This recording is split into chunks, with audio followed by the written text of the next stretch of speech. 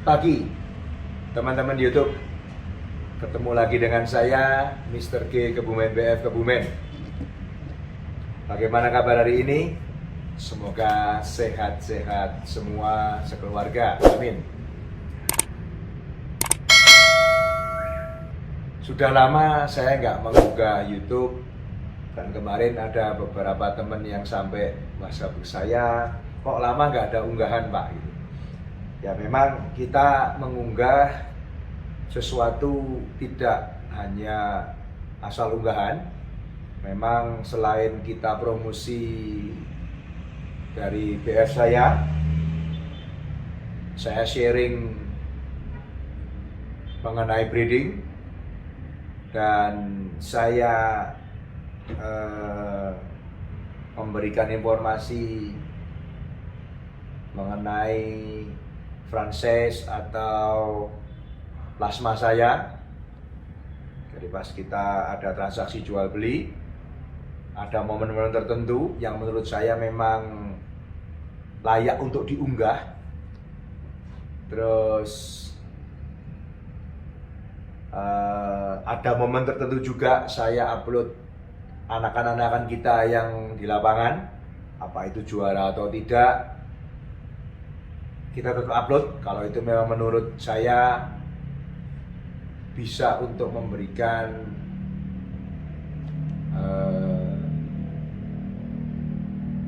gambaran ke konsumen bagaimana trotol-trotol hasil breeding kita, selain yang juga yang juara. Jadi pagi ini di sela kesibukan saya hari ini ada di Bandung. Pas kebetulan nginep di hotel di Papandayan, Bandung. Dan saya sempatkan untuk membuat unggahan YouTube untuk teman-teman yang sudah setia di channel YouTube saya. Jadi pagi ini saya mencoba memberikan sharing ke beberapa, ada 4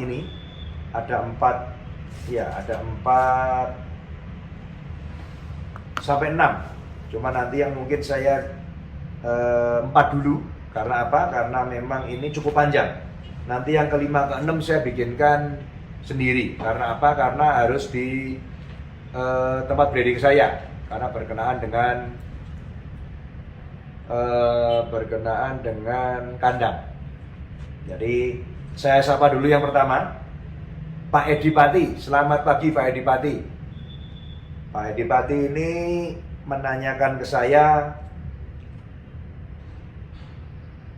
kalau menjodohkan atau memasangkan murai dari satu darah itu bisa satu sarang, bisa satu jantan betina, kakak adik. Apakah betul mitosnya nanti anak akan bermasalah atau cacat? Sebelum saya jawab seperti ini Pak Edi, saya bisa kasih ilustrasi seperti ini. Jadi hampir sama dengan manusia. Biasanya kalau sesaudara-saudara dalam tanda kutip tidak boleh untuk menikah. Dan kalau saudara sejalur atau dari bapaknya, kakak adik juga tidak boleh. Tapi di sini implementasi ke burung, ke breeding, sepengetahuan saya dan sepengalaman saya, memang ada masalah. Jadi saya pernah juga menjodohkan, pernah saya coba, tapi tidak beberapa kali. Karena 1-2 kali cukup. Kalau memang sudah terbukti kebenarannya, nggak mungkin yang ketiga kali kan, seperti itu. Jadi saya biasa menjodohkan beda kandang. Atau kalaupun sedarah itu bukan sedarah langsung. Jadi mungkin bapak ibu punya anak. Nah, anaknya ini sudah dikawinkan dengan yang perempuan dengan pejantan-pejantan lain. Nah, darah yang masih di sini kita kawinkan dengan yang sebelah sini, tapi sudah jantannya lain. Itu pernah. Dan itu beberapa kali malah bagus di tempat saya. Jadi nanti hasilnya satu, kalau ngomong jadi, kalau mungkin ngawin, tapi kembali sama, trouble-nya banyak. Trouble-nya banyak itu satu, biasanya trouble nelor, trouble angkrem. Begitu netes, belum sampai panen 7 hari, sudah ada beberapa yang mati. Kalaupun sempat 7 hari panen, nanti begitu besar, tambah dewasa, bermasalah, ada yang cacat, terus ada juga yang sampai mati, banyak. Jadi kalau kita sarankan alangkah baiknya jangan yang sesusuh atau sedarah, seperti itu. Itu secara fisik. Kalau secara mungkin intelijen skill ya, otak gitu, saya belum pernah melakukan percobaan sampai sejauh sana karena sudah beberapa yang bermasalah seperti itu. Jadi mungkin itu bisa menjawab pertanyaan Pak Edipati. Dan itu yang bisa saya sharingkan. Mungkin beberapa peternak atau teman yang berhasil menjodohkan bagus, mungkin ada, mungkin ya, karena saya ngomong berdasarkan pengalaman saya. Jadi karena yang pengalaman orang lain saya juga nggak ngerti. Cuman dari beberapa teman juga informasinya seperti itu. Jadi itu yang bisa saya sharingkan Pak Edipati. Terima kasih sudah menjadi subscriber saya dan setia menonton YouTube saya. Kalau ada masalah lagi bisa kontak ke WA saya. Nanti kalau memungkinkan saya bikinkan sharingnya di YouTube. Saya unggah. Oke Pak Edipati, saya next ke Pak Denis Wahyu Abadi. Dia bertanya trotolnya cabut bulu atau ciak bulu. Sebabnya kenapa dan penanganannya bagaimana? Nah, ini saya sapa dulu Pak Denis Wahyu Abadi. Terima kasih juga sudah menjadi subscriber saya dan setia menonton di channel YouTube saya. Jadi gini Pak, faktor utama trotol, kita ngomong trotol ya, trotol cabut bulu itu persentase terbesar di konsumsi makan. Jadi overberahi biasanya disebabkan karena terlalu tingginya protein biasanya. Contoh sederhana Pak, contoh sederhana. Ini saya berdasarkan pengalaman saya. Jadi saya trotol kita pakai fur pertama kali, kita pakai dulu fur yang rendah protein. Kalau kita pakai fur rendah protein, dalam hal ini saya contohkan aja di yang endorse ke saya yaitu Ronggolawe. Fur Ronggolawe itu termasuk rendah protein. Jadi kalau kita pakai fur Ronggolawe yang coklat, itu kita foodingnya jangkrik pagi 10, sore 10, siang kroto, 1 cepuk. Jadi pola perawatan trotol saya, pagi kita embun, kita kasih jangkrik 10, terus cepuk minumnya kita kasih air matang penuh yang agak gede, kita jemur. Kita jemur kurang lebih 30 menit lah, cukup kena panas dari pagi. Kita angin-angin, dibersihkan.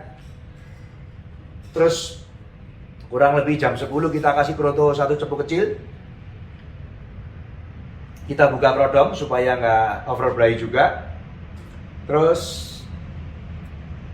sore jam 4 kurang lebih kita kasih jangkrik 10 lagi. Setelah itu kita prodom.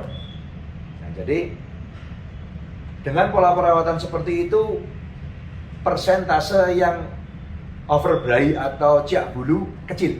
Saya tidak ngomong tidak ada, tapi kecil. Mungkin 10 burung 1 atau 20 burung 1. Nah, terakhir ini 1-2 tahun inilah saya diberi untuk dicoba sama Pak Haji Ebot dari Ebot Jaya, yaitu Nanjung 105. Dan kita harus ngerti dulu. Nah, Nanjung 105 ini kan saya tanya ke Pak Haji juga, bahwa memang itu dibuat dari belalang, otomatis proteinnya tinggi, dicampur dengan berbagai macam rempah-rempah, akhirnya jadilah Nanjung 105. Nah, kita alihkan dari Ronggolawe yang protein rendah, kita alihkan ke Nanjung 105 yang dengan protein tinggi. Karena bahan bakunya dari belalang, otomatis secara protein tinggi. Nah, karena protein tinggi, saya harus kurangin porsi jangkrik dan krotonya. Jadi pagi tetap kita ambon, panas sama 15 menit, 30 menit, mentok 1 jam. Itu tapi saya nggak pernah sampai 1 jam. Paling setengah jam, kurang lebih. Dia mandi nggak mandi, kering, kita angin-angin. Kita kasih kroto setengah cepuk. Jadi separuh porsi dari saya pakai yang fur yang rendah. Jadi jangkrik cukup 55, krotonya separuh cepuk aja. Sekitar jam 4 kita kasih jangkrik 5 lagi. Dan sore sama kita kroto. Jadi harus dicari sebabnya dulu. Kita pertama kali saya berani men-sharingan atau mendiagnosa karena pakan. Karena pakan dulu. Dan saya juga pernah juga dengan kondisi yang sama, dalam arti yang sama, jangkrik 10-10 kroto 1 cepuk, pakai Nanjung 05, ada beberapa yang overbrain, tapi tidak banyak, ada beberapa, tidak semua. Nah, setelah saya coba, saya kurangin separuh, setelah saya sharingkan dengan pabrik, memang disarankan separuh, atau malah ada beberapa teman yang mencoba sedikit sekali foodingnya, tanpa kroto, jangkriknya cuma mungkin 2 atau 3 tanpa kroto. Itu juga kandungannya sudah cukup sekali. Nah, dengan settingan seperti itu, ya puji Tuhan, trotolnya nggak ada masalah gitu. Jadi nggak ada anjak bulu, bagus, secara kualitas lebih baik, seperti itu. Jadi analisa saya Pak Denis itu dari makan dulu yang pertama. Yang kedua, karena trotol ini didekatkan atau dilihatkan burung dewasa setiap harinya ketemu, sering ketemu burung besarnya, burung yang sudah dewasanya pasti bunyi-bunyi, trotolnya mentalnya ngedon. Nah, mentalnya ngedon, ya biasanya juga notolin sayap, seperti itu. Jadi alangkah baiknya kalau Bapak punya trotol, dipisahkan dari yang dewasa. Kalau Bapak main ke tempat saya, kita kandang ternak sendiri, usia panen 7 hari sampai 2 bulan, 2 bulan setengah ada tempat sendiri, ada masternya pasti, karena kita usahakan seumur. Terus kalau sudah mulai 2 bulan setengah, hampir 3 bulan mulai rontok, kita pindah lagi, beda tempat, pas mabung. Setelah selesai mabung, kita mulai perawatan, kita ada tempat lagi. Jadi kita usahakan itu seumuran, biar nggak beda jauh dengan yang lebih tua. Karena kalau orang bilang kayoman, takut kalah mental, seperti itu. Mungkin itu bisa membantu Pak Denis Wahyu Abadi. Jadi kalau ada masalah lagi bisa kontak-kontak ke saya. Oke, next ke Nawa Ayu. Saya nggak tahu nih Bapak atau Ibu. Saya siapa dulu, selamat pagi. Terima kasih juga sudah setia di channel YouTube saya. Dan ini ada pertanyaan. Saya ada burung pasangan ternak. Saya nggak tahu jantannya ini, cuman ini ngomong betinanya muda. Jadi pastol. Telur pertama setelah 16 hari nggak netas. Setelah diambil ternyata ngisi. Telur kedua, ketiga, telur di bawah dan dimakan yang jantan.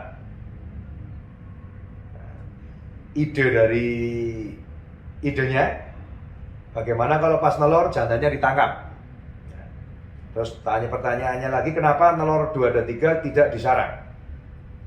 Nah, sekarang ini nelor yang terakhir karena di bawah saya naikkan ke dodok, apa masih mau mengerami. Nah, jadi gini, Nawa Ayu, Bapak atau Ibu, saya coba tarik sedikit ke belakang. Jadi sekarang saya tidak tahu di tempat ibu itu betinanya mudanya seberapa, jantannya mudanya seberapa. Tapi saya kasih ilustrasi aja. Kalau kita dari trotol porsi makan atau konsumsi makan jantan dengan betina baik, saya ngomong baik itu apa? Kroto, jangkrik, rutin setiap hari. Di tempat saya khususnya, saya nggak tahu di tempat lain. Jadi saya sharing di tempat saya, karena di tempat kita jantan dengan betina pola makannya sama. Jadi betina tidak dianaktirikan, tetap jangkrik utuh itu sama dengan jantan. Dan hasilnya cukup baik. Di umur mungkin 7-8 bulan, 7 bulan setelah pastol sudah mulai saya proses penjodohan. Nah, ini sekitar sebulan, 1,5 bulan kita agak sabar. Kalau hokinya bagus, di bulan ke-9 ke-10 sudah mulai bisa produksi. Itu kita ngomong betina. Terus kalau kita ngomong jantan, dengan perawatan yang bagus juga, kurang lebih 1,5 atau 2 tahun minimal baru bisa pakai ternak. Nah, ini harus dilihat dulu di usia jantan dan betinanya sebagai indukannya. Nah, terus mengenai masalah telur itu gini, telur murai itu akan menetas 12 hari rata-rata. Jadi kalau telur pertama, kedua, ketiga, keempat, kita hitung dari telur pertama. 12 hari dari telur pertama pasti netas di hari ke-12. Kedua, ke-13, ke-14, ke-15 atau penambah ke-16. Kalau sudah lebih dari 16, mungkin 2 hari atau 3 hari, itu biasanya nggak jadi. Nah, yang tadi saya agak bingung itu kan nelornya ngisi gitu. Jadi telurnya ngisi, mungkin ada embrionya. Nah, ada kemungkinan embrio ada, tapi karena dia muda, mungkin belum pandai. Jadi kalau orang Jawa bilang itu kemlekeren. Jadi telurnya ada isinya, tapi tidak menetas, terlalu panas. Nah, coba ibu perhatikan atau bapak perhatikan, di angkrem kurang lebih 9 hari, 10 hari, itu burung pasti akan sering mandi. Begitu mandi nggak begitu kering, dia akan naik di glodok. Untuk apa? Untuk menstabilkan suhu telur. Satu itu, kedua, kalau di mesin menetas telur itu pasti akan ada airnya sebagai pelembab supaya nggak terlalu panas.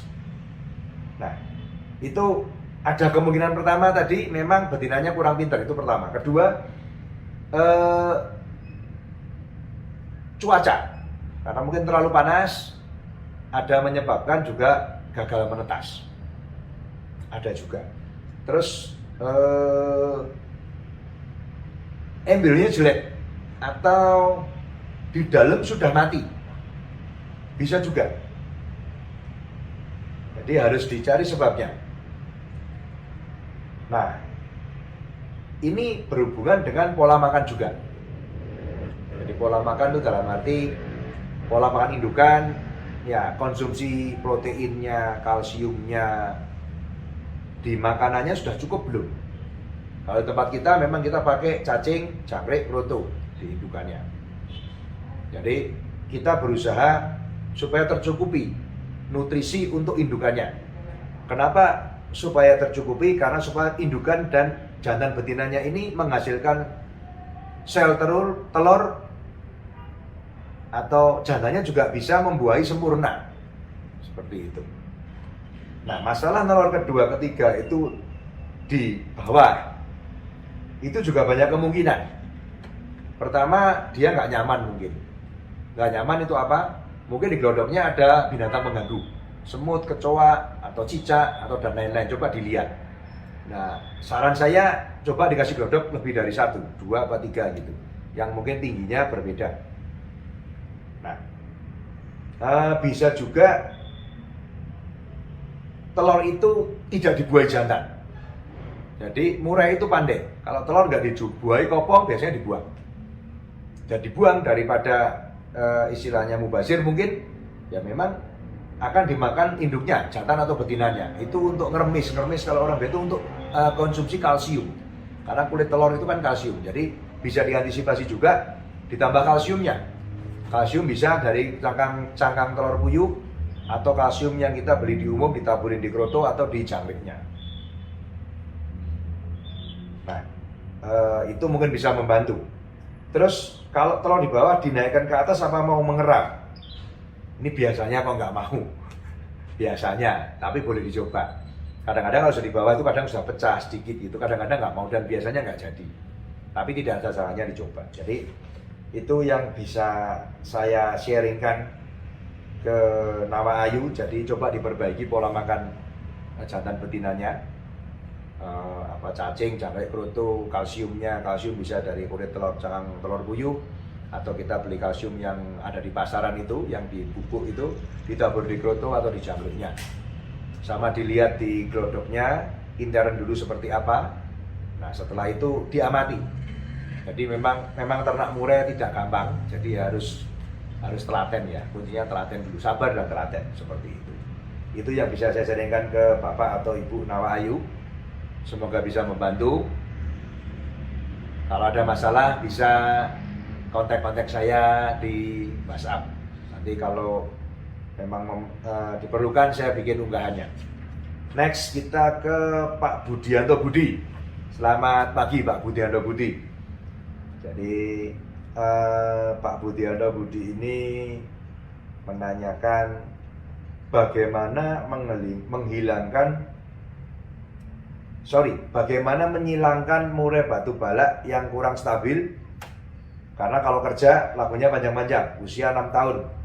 Supaya anaknya stabil gimana? Ada rumusnya enggak? Bagaimana cara pemilihan betinanya mungkin? Jadi Pak Budianto Budi, saya coba sharingkan. Ya kalau menyilangkan murai batu mungkin balak atau apa, ya kita jodohkan dulu. Kita jodohkan dulu. Kalau saya nggak tahu dalam tanda kutip, memang biasanya murai balak ini ada sedikit bermasalah di tingkat kestabilan biasanya. Memang kalau power lagu biasanya luar biasa juga. Dan rata-rata disilangkan ke yang nggak balak, saya ngomong nggak balak aja. Dan ya kalau saya sarankan, saya nggak rumus, cuman ini pengalaman saja. Jadi Bapak cari betina yang mewah dalam arti dari segi terah bagus, dari siapapun peternaknya itu. Kalau bisa, kalau Bapak main lapangan, ya kita ambil ternak yang indukannya prestasi-prestasi. Ya memang mahal, tapi karena untuk hasil maksimal ya harus kita modal mahal. Karena Bapak tadi kepengen hasil yang maksimal. Nah, biasa seperti tadi yang sudah saya jelaskan, ya usianya harus betinanya yang sudah berahi. Jadi itu yang bisa tak sampaikan, karena pertanyaan juga nggak panjang dan pertanyaannya seperti itu. Jadi Bapak cari betina yang mungkin usia 2 tahun kurang lebih, dan karena usia 6 tahun ya kalau bisa betinanya yang jangan perawan, yang sudah jadi mungkin janda atau saya sudah ada pasangannya tapi memang bagus seperti itu. Dari terah yang bagus biasanya kok hasilnya nggak jelek gitu. Saya nggak ngomong bagus, tapi biasanya nggak jelek. Jadi terah yang bagus. Terus setelah itu saya sarankan pola perawatan indukannya juga yang baik, pola makannya. Dan setelah besok netes ada anakan, ya pola rawatan trotolnya sampai dewasanya juga dalam tanda kutip ya kita rawat yang baik. Pola makannya, pemasterannya dan lain-lain. Nah biasanya ya nggak jelek. Saya nggak ngomong bagus. Oke, itu yang tak sampaikan ke Pak Budianto Budi. Terima kasih juga sudah setia di channel YouTube saya. Kalau ada masalah lagi boleh kita ke WA. Terus, nah ini pertanyaan kelima, keenam. Itu ada beberapa teman yang tanya. Salah satunya Gavi Gautama. Ini saya nggak tahu Bapak atau Ibu. Jadi dan ada 2-3 teman ini menanyakan atau meminta info kandang saya seperti apa. Jadi kenapa kandangnya seperti apa, dalam arti kenapa menghadap ke timur, kenapa seperti itu, kenapa ada selokannya, kenapa bawahnya pakai semen, kenapa ada jendela-jendelanya itu, kenapa ditutup sama karet talang, kenapa asbesnya cuma separuh bening, ukurannya seperti apa. Nanti saya bikinkan ulasannya sendiri. Jadi saya akan bikin ulasannya sendiri di peternakan saya. Nanti saya akan khusus, saya akan shootkan, termasuk kita kasih ukuran dan fungsi-fungsinya. Sabar ya. Oke teman-teman YouTube, karena waktunya juga ada agak siang, saya mau pamit dulu. Monggo teman-teman kalau mau men-sharingkan sesuatu bisa ke WA saya.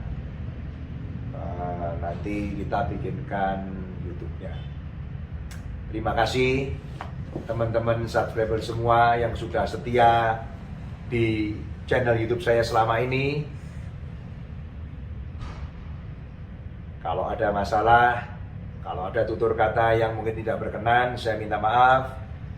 Intinya kita berbagi sharingan supaya dunia breeding bisa lebih maju dan meminimkan kegagalan. Saya pamit dulu. Salam konservasi, berkah dalam.